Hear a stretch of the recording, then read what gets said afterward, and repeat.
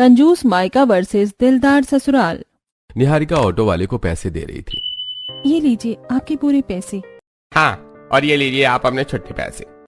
फिर निहारिका घर के अंदर आने लगती है और ये सब छत पर खड़ी शकुंतला देख लेती है। अच्छा, तो ये महारानी इस तरह सारे पैसे बर्बाद कर रही है जैसे पैसे पेड़ पर उगते हों। अभी मैं इसे मजा चखाती हूँ जो ये ऑटो से घर आई है।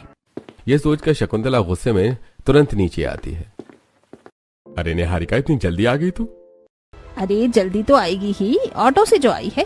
क्यों रे, पैसे क्या पेड़ पर उगते हैं जो तू उन्हें बर्बाद करने पर तुली है? पैदल नहीं आ सकती थी जो ऑटो कर लिया? माँ, मैं पैदल ही आ रही थी, लेकिन जहाँ मैं गई थी वहाँ से घर 2 किलोमीटर की दूरी पर है। इतनी दूर में पैदल कैसे आती? क्यों, तेरे पैरों में मेहंदी लगी है जो तू पैदल नहीं आ सकती? 2 किलोमीटर ही तो दूर है। आज के बाद अगर मैंने तुझे ऑटो या टैक्सी में पैसे बर्बाद करते हुए देख लिया ना, तो तेरी हड्डी पसली तोड़ दूंगी। चुपचाप पैदल जाया कर, पैदल आया कर। अच्छा ठीक है माँ, अब से मैं ध्यान रखूंगी। आइंदा मैं कभी भी पैसे बर्बाद नहीं करूंगी और उसे बचाने की कोशिश करूंगी। कोशिश नहीं, तुझे पैसे बचाने ही बचाने हैं। खर्च मत करना तू पैसे, और मुझे 1-1 रुपए का हिसाब चाहिए तुझसे। अच्छा ठीक है माँ। इतना कहकर निहारिका किचन में जाकर काम करने लगती है। फिर खुशबू बाहर से आती है। माँ, मेरे तो पूरे पैर दुखने लगे हैं, ऊपर से बाहर इतनी तेज धूप है। अरे तो तूने ऑटो क्यों नहीं कर लिया? माँ, मैं जहाँ गई थी वो बस 2 मिनट की दूरी पर है, इसलिए वहाँ के लिए ऑटो नहीं मिला। अरे मेरी प्यारी बच्ची, इतनी धूप में पैदल गई और पैदल आई। सारी गलती इन्हीं की है, ये नहीं कि बाइक से छोड़ दें। अरे बगल की दुकान पर ही तो गई थी चिप्स कुरकुरे लेने। कौन सा दूर गई थी जो मैं इसे बाइक से छोड़ दूं? अरे आप तो चुप ही रहो, बेचारी मेरी बच्ची थक गई होगी। तू बैठ, मैं तेरे लिए पानी मंगवाती हूँ। ओ करमजली कलमुही, मेरी बेटी के लिए पानी लेकर आ। जी माँ जी, लाती हूँ। माँ, खुशबू की जितनी फिक्र करती है उतनी फिक्र मेरी क्यों नहीं करती? खुशबू तो यहीं बगल की दुकान में गई थी, लेकिन मैं 2 किलोमीटर दूर बाजार में सब्जी लेने गई थी। फिर भी माँ ने मुझे इतना सुनाया। यही सोचते हुए निहारिका पानी लाकर खुशबू को देती है। और फिर शाम को, माँ मुझे ना कुछ खाने का मन कर रहा है। हाँ माँ, मुझे भी कुछ खाना है, बहुत तेज भूख लगी है। अरे तो तुम दोनों इतना सोच क्यों रहे हो? बाहर से खाना ऑर्डर कर लो। क्या सच्ची माँ? हाँ, तो हम पैसे कमाते ही क्यों हैं? तुम दोनों के शौक पूरे करने के लिए ही तो। तुम सुबह में तो निहारिका को पैसे बर्बाद करने पर बड़ा ज्ञान दे रही थी, और अब इन दोनों को कुछ नहीं बोल रही। अरे आप चुप रहो, दिन भर उसकी साइड लेते रहते हो। ये हमारे अपने बच्चे हैं या वो? और वैसे भी अगर अभी खाना आएगा तो वो भी खाएगी ना, और तुम दोनों को जो मंगवाना है मंगवा लो। ठीक है माँ। फिर शिवम और खुशबू अपने पसंद का पिज्जा बर्गर सबके लिए ऑर्डर करते हैं। अगर खाना आएगा तो मैं भी तो खाऊंगी। चलो ठीक है, फाइनली इतने दिन बाद मुझे बाहर का कुछ खाने को मिलेगा। यही सोचकर निहारिका खुश हो रही थी और थोड़ी देर में खाना आ भी जाता है। आहा, क्या पिज्जा है, खाकर मजा आ गया। हाँ सच में पिज्जा तो बहुत टेस्टी है। माँ, मैं भी पिज्जा खा लूं? थोड़ी देर रुक जा, मेरे बच्चों को खा लेने दे, फिर तू भी खा लेना। कौन सी सुबह से तू भूखी है, जो अभी नहीं खाएगी तो मर जाएगी। शकुंतला की बात सुनकर निहारिका थोड़ा इंतजार करती है और खुशबू साथ ही शिवम मन भरकर पिज्जा बर्गर खा लेते हैं। खुशबू, अगर और पिज्जा खाना हो तो ऑर्डर कर ले। नहीं माँ, मेरा पेट भर गया है। अब मुझे भी दे दीजिए पिज्जा खाने के लिए। ओह सॉरी, तुम्हारे लिए तो पिज्जा बचा ही नहीं। कोई बात नहीं, तुम अगली बार खा लेना। अरे लेकिन। अरे क्या लेकिन विकिन कर रही है, अगली बार खा लेना। माँ, आप हर बार ऐसा ही करती हैं और मैं कभी भी पिज्जा नहीं खा पाती। हाँ तो इतना चीख कर क्या दिखा रही है? घर में खाना नहीं बनता है क्या जिससे तेरा पेट भर जाए? दिन भर ये खाना है वो खाना है। चुपचाप जाकर खाना बना और उसी को खा। नहीं मिलेगा तुझे कोई पिज्जा विज्जा, पैसे पेड़ पर नहीं उगते हैं। जा। शकुंतला की बात सुनकर निहारिका उदास हो जाती है और किचन में चली जाती है। पता नहीं पिज्जा बर्गर खाने में कैसा लगता होगा। मैंने तो आज तक कभी भी नहीं खाया। जब मेरी खाने की बारी आती है तब सब खत्म हो जाता है। इस चक्कर में मैं हमेशा भूखी रह जाती हूँ। एक काम करती हूँ, आज मैं अपने लिए बहुत सारे टेस्टी टेस्टी पकवान बनाती हूँ, उसे पेट भर कर खाऊंगी। ये सोचकर निहारिका बहुत मेहनत से ढेर सारे तरह तरह के पकवान बनाती है। फाइनली सारा खाना बन गया, पनीर की सब्जी, कुलची और बाकी सब भी। इतनी तेज भूख लगी है, पहले खाना खा लेती हूँ। तभी वहाँ शकुंतला आती है। किचन में खड़ी होकर क्या बड़बड़ा रही है? खुद बाद में खाना, पहले मेरे बच्चों को खिला। उन्होंने शाम से लेकर अभी तक कुछ भी नहीं खाया है। लेकिन माँ, मैंने तो सुबह से कुछ नहीं खाया है। हाँ तो तू मत खा, लेकिन मेरे बच्चों को खिला दे। जल्दी से सारा खाना सर्व कर दे डाइनिंग टेबल पर। इतना कहकर शकुंतला वहाँ से चली जाती है और निहारिका सारा खाना डाइनिंग टेबल पर सर्व करती है। खाना तो बहुत टेस्टी है। कहाँ, रोज की तरह ही तो है, एकदम बकवास। वैसे मुझे ये सब्जी थोड़ी और दे दो। हाँ, और मुझे ये कुलचे। अब बस 2 ही कुलचे बचे हैं। तो दे दे शांति से मेरे बच्चों को। फिर निहारिका सभी को सारा खाना दे देती है और लास्ट में उसके लिए खाना नहीं बचता। माँ, सारा खाना खत्म हो गया है, मुझे बहुत तेज भूख लग रही है, मैं मैगी बनाकर खा लूं। अच्छा, तो अब तू सिर्फ अपने लिए मैगी बनाएगी? कितना गैस वेस्ट होगा, मैगी के पैसे जाएंगे। तेरी माँ यहाँ पैसे नहीं छोड़ कर गई है तेरे लिए जो फिजूल खर्च करती रहे, ये नहीं कि थोड़े बहुत पैसे बचा ले। लेकिन माँ, मैं दोपहर को भी ठीक से खाना नहीं खाई थी, शाम को भी नहीं, और रात को भी मुझे कुछ खाने को मिला ही नहीं। हाँ, तो एक दिन नहीं खाना खाएगी तो मर नहीं जाएगी। शांति से जा, किचन का काम कर और सो जा, मेरा दिमाग मत खराब कर। जब देखो तब पैसे बर्बाद करती है, ये नहीं कि थोड़े बहुत पैसे बचा ले। शकुंतला की बात सुनकर निहारिका किचन में काम करने चली जाती है। उफ, मुझे इतनी तेज भूख लगी और माँ मुझे कुछ बनाकर खाने को भी नहीं दे रही। पता नहीं माँ मेरे साथ ऐसा क्यों करती है, क्या मैं सौतेली बेटी हूँ इनकी? बस इसीलिए। सच में माँ, आप मुझे छोड़कर क्यों चली गई? अगर आप होती तो आप कभी भी मुझे भूख से सोने नहीं देती। भगवान जी, आपने मेरी माँ को मुझसे क्यों छीन लिया? इस तरह आए दिन निहारिका भगवान से गुजारिश लगाती और फिर सो जाया करती। फिर एक दिन, माँ, मेरे सारे कपड़े फट गए हैं, आप मुझे कुछ नए कपड़े दिला दीजिए ना। हाँ, तो कपड़े फट गए हैं तो उन्हें सिल ले, नए कपड़े खरीदने की क्या जरूरत है? तेरे ऊपर बर्बाद करने के लिए मेरे पास इतने पैसे नहीं हैं। लेकिन माँ, बाहर जाने के लिए मेरे पास एक भी अच्छा कपड़ा नहीं है, और फिर अभी संध्या दीदी की शादी पड़ने वाली है, वहाँ मैं क्या पहनूंगी? तो तू एक काम करना, पुराना पहन लेना, क्योंकि तेरी माँ तेरे लिए पैसों का पेड़ नहीं उगा कर गई है, इसलिए मैं तुझे कोई कपड़े नहीं दिलाने वाली। तभी खुशबू आती है। माँ, मेरे पास घर में पहनने के लिए एक भी नया कपड़ा नहीं है, मेरे सारे कपड़े पुराने हो गए हैं, आप मुझे नए कपड़े दिला दीजिए ना। अरे, तो पहले तुझे बताना चाहिए था ना। चल, आज शाम को ही शॉपिंग पर चलेंगे। ठीक है माँ, तो फिर मेरे जितने भी पुराने कपड़े हैं वो फेंक देती हूँ। अरे नहीं, फेंकने की क्या जरूरत है, ये गवार है ना, इसे दे दे, सिलकर पहन लेगी। ओह, तेरे पास कपड़े नहीं थे ना, ये ले खुशबू के पुराने कपड़े, इन्हें सिलकर पहन लेना। इतना कहकर शकुंतला खुशबू के पुराने कपड़े निहारिका को दे देती और वहां से चली जाती है। पता नहीं माँ मेरे साथ ही इतनी कंजूसी क्यों करती है, जबकि खुशबू पर तो बिंदास पैसे लुटाती है। क्या मुझे भी कभी आजादी की जिंदगी मिल पाएगी, जहाँ जब मेरा मन करे, जो मन करे वो मैं खरीद सकूं? निहारिका अक्सर यही सोचा करती और इसी सोच के साथ जैसे जैसे अपनी जिंदगी बिताती। इसी तरह एक दिन, ये देखिए, इस अमीर घराने से आया है आपकी बेटी निहारिका के लिए रिश्ता। बोलिए, रिश्ते के लिए हाँ कर दूं? नहीं नहीं, बिल्कुल नहीं, इतने अमीर घराने में मैं उस गवार कलमुही की शादी करवाऊंगी? बिल्कुल नहीं। कोई गरीब घर का रिश्ता आए तो मुझे बताइएगा। भला वो क्यों? अमीर घराने का रिश्ता है, ऊपर से दहेज भी नहीं मांग रहे हैं, तो फिर आप ऐसा क्यों कह रही हैं? अरे लेकिन, अरे क्या माँ, आप भी जब बिना दहेज के इस गवार से हमें छुटकारा मिल जाएगा तो आप इतना क्यों सोच रही हैं? शादी के लिए हाँ कर दीजिए, कम से कम हमारे पैसे तो बचेंगे, इसे खिलाने पिलाने में जो पैसे वेस्ट होते हैं। हाँ, तूने बिल्कुल सही कहा। चल ठीक है, ठीक है पंडित जी, आप ये रिश्ता तय कर दीजिए और जितनी जल्दी हो सके उतनी जल्दी शादी की तारीख निकलवा दीजिए। नहीं नहीं, जल्दी नहीं हो पाएगा, क्योंकि लड़के वालों को थोड़ा समय चाहिए। अरे नहीं नहीं, हमारे पास टाइम नहीं है, जितनी जल्दी हो सके उतनी जल्दी इसकी शादी करवा दीजिए। अच्छा ठीक है, मैं कोशिश करता हूँ। इतना कहकर पंडित वहाँ से चले जाते हैं और ये सारी बातें निहारिका सुन रही थी। मुझे शादी नहीं करनी, लेकिन अगर ये बात मैं माँ से कहूंगी तो माँ मेरी कभी नहीं सुनेंगी। पता नहीं मैं वहाँ कैसे रहूंगी, सौतेली ही सही, लेकिन फिर भी बचपन से मैं माँ के साथ ही रही हूँ।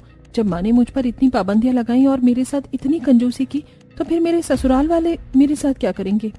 पता नहीं मेरी सास कैसी होंगी, लेकिन अब शादी तो करनी ही पड़ेगी। फिर पंडित जल्द से जल्द निहारिका की शादी करवा देते हैं। फिर गृह प्रवेश के टाइम, आइए आइए देवरानी जी, आपका इस घर में स्वागत है। अब मेरी दूसरी भाभी भी आ गई। सिर्फ आपकी ही नहीं, मेरी भी। अरे अब सारी बातें दरवाजे पर ही करोगे क्या? बहू को अंदर तो आने दो। बहू, इस कलश को गिराकर घर में गृह प्रवेश करो। फिर निहारिका कलश को गिराकर घर में गृह प्रवेश करती है। वाह सुमित्रा, तू तो अपनी छोटी बहू भी एकदम हीरे की खान जैसी लाई है। हाँ वही तो, तुझे इतनी प्यारी प्यारी सुंदर सुंदर बहुएं मिल कहाँ से जाती हैं? बड़ी बहू भी इतनी सुंदर और अब जो नई बहू आई है वो भी इतनी सुंदर। आंटी जी, भाभी सुंदर है तो क्या, हमारे भैया भी तो हैंडसम है। चलो चलो, अब बहुत हुई बेकार की बात है, दोनों थक गए होंगे, दोनों को जाकर आराम करने दो। हाँ सच में हम बहुत थक गए हैं, इसलिए हम कमरे में जा रहे हैं। इतना कहकर सिद्धांत निहारिका के साथ कमरे में जाता है और फिर दोनों सो जाते हैं। अगली सुबह। आज मेरी पहली रसोई है, घर पर इतने मेहमान भी आए हैं, पता नहीं क्या होगा, बस कुछ गड़बड़ ना हो। यही सोचते सोचते निहारिका तैयार होती है और फिर तुरंत किचन में पहुंचती है। अरे बहू आ गई तू। देख आज तेरी पहली रसोई है, इसलिए घर पर बहुत सारे मेहमान आए हैं तेरे हाथों का खाना खाने के लिए। हाँ भाभी, इसलिए आप सारा खाना ध्यान से बनाइएगा। अरे आप लोग उसे इतना क्यों डरा रहे हैं?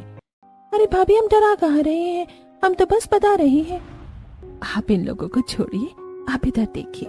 अगर आपको किसी भी चीज की जरूरत पड़ेगी तो मुझे बुला लीजिएगा, मैं आपकी मदद कर दूंगी। और ज्यादा घबराइएगा मत, अभी तो हम सब बाहर जा रहे हैं, लेकिन अगर कोई भी काम हो तो आप बुला लीजिएगा, मैं आ जाऊंगी। इतना कहकर निकिता बाहर चली जाती है। निकिता की बात सुनकर निहारिका का डर थोड़ा कम होता है और वो खुशी खुशी ढेर सारा खाना बनाकर सबको खिलाती है। एक बात तो है, बहुत सिर्फ दिखने में अच्छी नहीं है, खाना भी एकदम लाजवाब बनाती है। हाँ सच में खाना खाकर तो मजा ही आ गया। सुमित्रा की पसंद एकदम लाजवाब है। वही तो, वरना अगर बहू तो सुंदर होती है तो खाना बनाना नहीं जानती, और अगर खाना बनाना जानती है तो गाँव की गवार निकल जाती है। हाँ तो मैंने अपने बेटे के लिए कोई ऐसी वैसी लड़की पसंद नहीं की है, लाखों में एक है एक। इसी तरह हंसी मजाक करते हुए सभी लोग खाना खाते हैं। फिर निहारिका जब खुद खाना खाने जाती है तो ये क्या, सारा खाना तो खत्म हो गया, अब मैं खाना कैसे खाऊंगी? शादी में भी कुछ नहीं खाया था और ना ही उससे पहले। अब तो भूख से मेरी जान जा रही है, क्या करूं? किसी को बोलकर भी कोई फायदा नहीं है। जब माँ को कोई फर्क नहीं पड़ता था तो फिर मेरी सास को क्यों ही पड़ेगा? तभी करिश्मा किचन में आती है और सारी बातें सुन लेती है। अरे भाभी क्या हुआ, आपने खाना नहीं खाया क्या? तो आप इतनी परेशान क्यों हो रही हैं? आपने हमें बताया क्यों नहीं? रुकिए, मैं अभी आपके लिए बाहर से खाना ऑर्डर कर देती हूँ। क्या, बाहर से? हाँ भाभी ऑब्वियसली, अगर अभी आप खाना बनाएंगे तो फिर और कितनी देर आपको भूखा रहना पड़ेगा, इसीलिए मैं माँ से बात करके खाना ऑर्डर कर देती हूँ। ऐसा कहकर करिश्मा निहारिका के लिए ढेर सारा खाना ऑर्डर करती है। बहुत सारा काम छोड़ो, पहले खाना खा ले। क्या इतना सारा खाना? भाभी ज्यादा कुछ नहीं है, बस 2-3 पिज्जा और 1 तो बर्गर ही है। आप आराम से खा लीजिएगा, और अगर बच भी गया तो फिर क्या दिक्कत है, लेकिन कम नहीं पड़ना चाहिए। हाँ निहारिका, जल्दी से तुम खाना शुरू करो, वरना तुम्हारी सेहत पर असर पड़ेगा। ठीक है। फिर निहारिका पिज्जा खाने लगती है। वाह, ये लोग मेरी कितनी केयर कर रही हैं और मेरे लिए इतना सारा खाना बाहर से ऑर्डर कर दिया। सच में ये लोग तो बहुत अच्छे हैं, लेकिन अगर ये सब सिर्फ इसलिए हुआ क्योंकि मैं नई बहू हूँ तो? क्या हुआ भाभी, खाते खाते क्या सोच रही हैं? नहीं नहीं, कुछ नहीं। फिर निहारिका पेट भरकर खाना खाती है और बचा हुआ खाना फेंका जाता है। फिर धीरे धीरे निहारिका अपने ससुराल की जिम्मेदारियां संभालने लगती है। फिर एक दिन, अरे ये क्या, सारी सब्जी भी खत्म हो गई है और सब्जी वाला भी नहीं आया। अब मुझे बाजार जाकर सब्जियां लानी पड़ेंगी, ऊपर से पैदल जाना होगा, क्योंकि जब माँ मुझे पैसे नहीं देती थी तो फिर मेरी सास क्यों देंगी? ये सोचकर निहारिका सब्जी का थैला उठाकर सब्जी लेने के लिए जाने लगती है कि तभी, क्या हुआ बहू, कहाँ जा रही है? माँ जी, वो सारी सब्जियां खत्म हो गई हैं तो मैं सब्जी लेने जा रही थी। इतनी धूप में, वो भी पैदल? पागल हो गई है क्या? तू बीमार पड़ गई या फिर तुझे टैनिंग हो गई तो? रुक, सुमित, सुमित इधर आना। सुमित्रा की बात सुनकर सुमित तुरंत वहाँ आता है। हाँ बोलिए, क्या हुआ? देख बाहर बहुत धूप है और सब्जी भी खत्म हो गई है घर में, तो तू भाभी को बाइक से मार्केट लेकर जा और उसे कुछ सब्जियां दिलाकर वापस ले आ। लेकिन माँ। चला जाना, बहू अगर इतनी तेज धूप में पैदल जाएगी तो कैसा लगेगा? अच्छा ठीक है माँ, जा रहा हूँ, चलिए भाभी।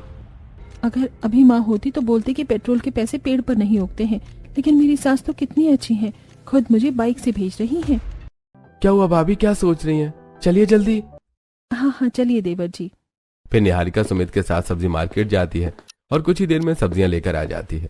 इसी तरह 1-2 दिन बीतते हैं। फिर अचानक कुछ पड़ोसन घर आती हैं। अरे अरे शर्मिला, लक्ष्मी बहन, रूबी बहन, आप सब लोग यहाँ अचानक? अरे वो आपको पता नहीं है क्या, परसों हमारी समिति में बहुत बड़ी पार्टी है। पार्टी? लेकिन कैसी पार्टी? अरे परसों हमारी समिति के पूरे 75 साल हो जाएंगे इसी खुशी में। अच्छा ठीक है, मैं अपने पूरे परिवार के साथ आ जाऊंगी। हाँ हाँ, और ये हद से ज्यादा देर मत कीजिएगा, थोड़ी जल्दी ही आइएगा, अब हम लोग जा रहे हैं। हाँ हाँ ठीक है, लेकिन अभी अभी तो आई हैं, जा कहाँ रही हैं? बैठिए।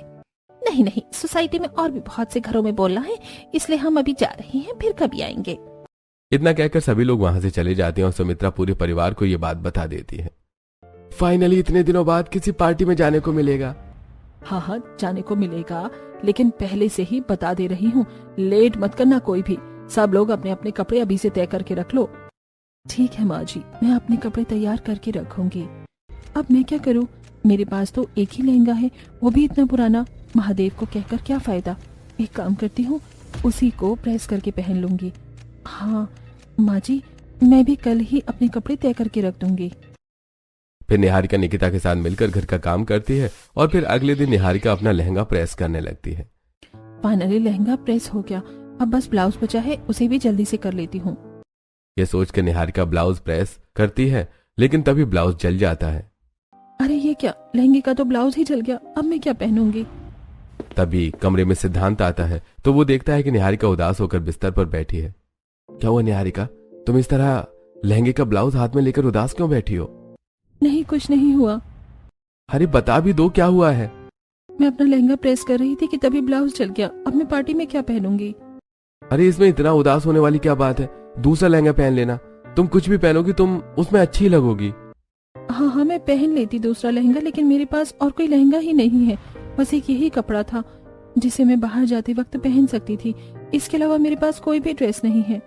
अरे तो उदास क्यों हो रही हो, चलो हम लोग शॉपिंग पर चलते हैं। क्या अभी? लेकिन फिर पैसे? अरे तुम पैसों की टेंशन क्यों ले रही हो, मैं हूं ना, चलो चलते हैं। हाँ वैसे अगर तुम मेरे साथ जाओगी तो मुझे तो लड़कियों के कपड़ों के बारे में कोई नॉलेज नहीं है।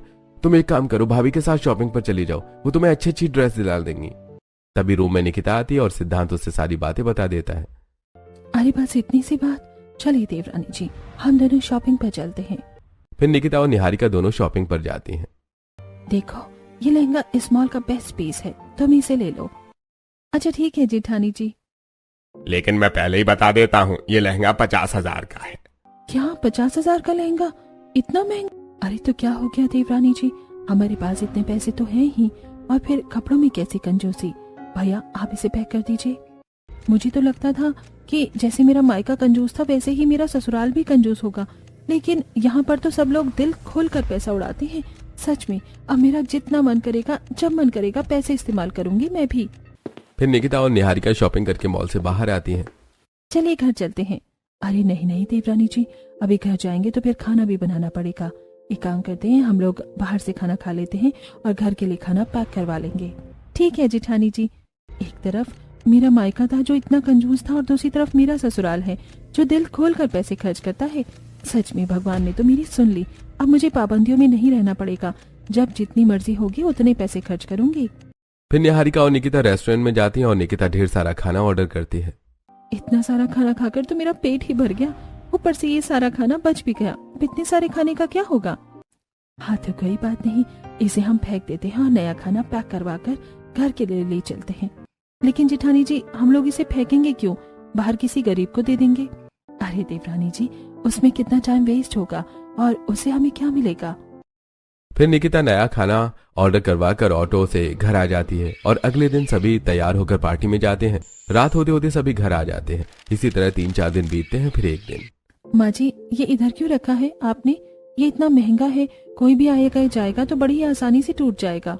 अरे इतना क्या सोचती है, टूट जाएगा तो टूट जाने देना, हम नया ले लेंगे, तो साफ सफाई कर ले। हाँ देवरानी जी रहने दीजिए ना। इतना कहकर सभी अपने अपने कामों में लग जाते हैं।